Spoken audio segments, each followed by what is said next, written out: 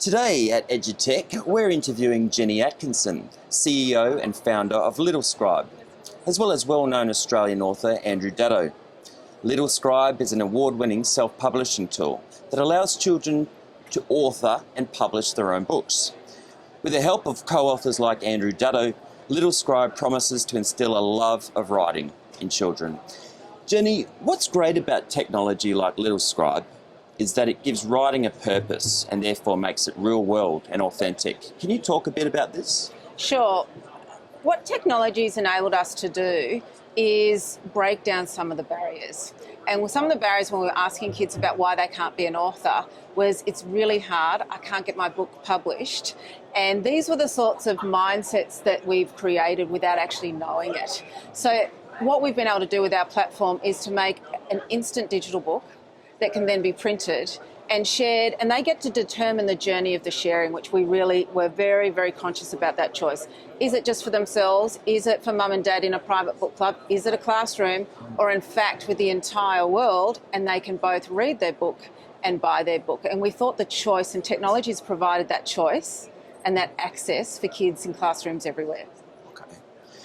How have teachers reacted to the resource, Jenny? In what ways are they using it inside and outside of their classrooms? The thing that we're constantly hearing and loving to hear is it brings them back to why they became a teacher. When you see those handwritten work, the illustrations, all of those things that are in a classroom, and then we're using technology to bring it to life, but we're honouring that original, unique work, and it's showing us what the head, the heart, and the soul of each child is learning in the classroom. So that individual learning journey, and then being able to share it with mum and dad, share it with the classroom and create purpose around that journey of writing.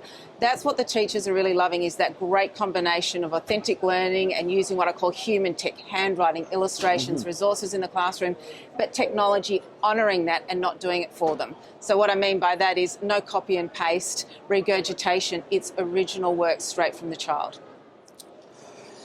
The co-author program is unique around the world. Can you talk a bit about this? Yeah, absolutely. And actually really surprised. We've been looking everywhere, and when we're asking the questions, why is the writing capability declining across not just Australia but globally, one of the things that we found was purpose. And the co-author program, when we ask kids who's your favourite author, or we ask anyone who's your favourite author, we always hear an adult name. And if we rephrase that, and I asked two key questions, it brought us to the co-author program. And the first question is, who reads your writing? And if I do that on a whiteboard with the kids, we see one or two names, mum and dad and a teacher. And then if I reframe that question and say, who would you like to read your writing? The whiteboard suddenly gets full. And what we were seeing on there were authors. And so that was the gem of an idea that said, imagine if you could actually write with your favourite author. So we're taking this beautiful loop from reading to writing and back to reading again, and we're using this collaboration and the mentoring of your favourite author. So the kids actually love that, and we've discovered that there's nowhere else in the world that's actually created that program. Linked to that is the key idea of peer review.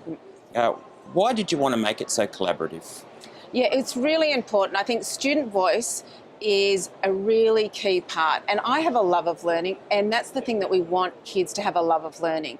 And part of that is actually getting feedback, and that's real life, that's real world. And the kids are really insightful and really effective at giving feedback to each other. And they're very critical of their own work. And as soon as they know it's going to be in a book, suddenly the effort goes up, because it's a bit like, I call it school photo day. No one goes to school photo day with Vegemite. You've got your best outfit and your best... That's right. When it's coming to a book now, it's going to be your best work. And the peers and the work around the kids looking at your work and that assessment, and you're going, could I do that a little bit better? Or maybe there's an idea, and they start adding to it. We're just seeing that collaboration is just flourishing the ideas and the desire to create your best work on that day. Today we're here with Andrew Daddo, an author and television presenter, and he is one of the co-authors of Littlescribe. Andrew, what inspired you to get involved with Littlescribe? Well, as a writer, I suppose that makes me a literacy leader, and we have a problem with literacy in this country. It's hard for kids to come up with ideas and to start the writing process. So simply to be part of something like this, to actually say, right, here's the beginning, like let's start with this seed and let's see what you can make it, is really important. We just want to, look, I want to give them a love of writing. I love it, right? I sit there at my desk going, oh, you know, it's so funny, or he's so sad, or he's so, you know, whatever it is. I love it. I want other people to love it as well. And to love it, to really love it, you've got to start as a kid. So that's the point. Andrew, can you demonstrate how you start the writing process, how you model the writing? Yeah, so, I mean, first you've got to have some idea. So say it's going to be a bedtime book, right? So it's the last book before bed. So you'd have a kid, and there's the kid sitting there, and here's the bed, and we've got to get the kid to bed. So what are the things the kid does before going to bed? So I go, like, what do I do? Okay, great. So you brush teeth, put on your PJs, you might have a story, yeah? You might have a drink. Yeah, drink water. Very importantly, you would go to the toilet way. Good, because you don't want to go to the toilet in bed, right? So look, so really simply, it's bedtime, and then I've now got 5 things to write about. So literally 5 pages with a drawing for each one. So maybe it's, you know, a big set of teeth with a toothbrush and foam, like that, you know, in a hand. And it might simply say, brush teeth. And that's literally 1 page. Does that make sense to you or not? It sure does. But it's literally, so here's what my problem. I've got to get the kid to bed. Here's what he's got to do before bed. Then he goes to bed and he gets up and has something to eat. Or he goes to sleep. Yeah. It doesn't matter. But it's just give the kids a chance to get the story moving. Think of something else. And that's I mean, it sounds simple. It's not always simple, but it's a simple idea to just add things in one at a time. You don't need the whole thing from the beginning. Andrew Daddo, co-author from Littlescribe. Thank you very much. Good on you, Wade. Thank you. Jenny, what kind of impact has Littlescribe had on students' progress and engagement?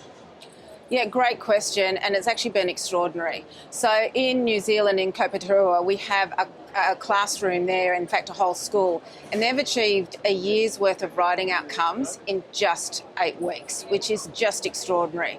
And the thing that I love most about that story is it's not just the data that's turning up in the progress, but it's also the infection and the love of writing. So we've actually got a beautiful video of the teacher crawling literally on her knees and saying, Jenny, can you believe it? And she's coming up under the microphone like this saying, the kids have been asking at lunchtime to not play handball, to actually do some of their Littlescribe writing and to create books and calendars and postcards. And in Burke and Bawarrina, we actually went back there specifically, and I had one of these most gorgeous little girls come up to me and she goes, Miss, can we create a calendar? And they were described to us as disengaged non-writers, and the poetry, and they created a collaborative calendar of poetry, was just extraordinary. So yeah, we've got the data that's backing it up, and we've now embedded that into each program, but we're also bringing to life a love of writing, and the teachers are actually enjoying it as well because they can see the impact for the kids. Jenny Atkinson from Littlescribe, thank you very much. Thanks for the interview.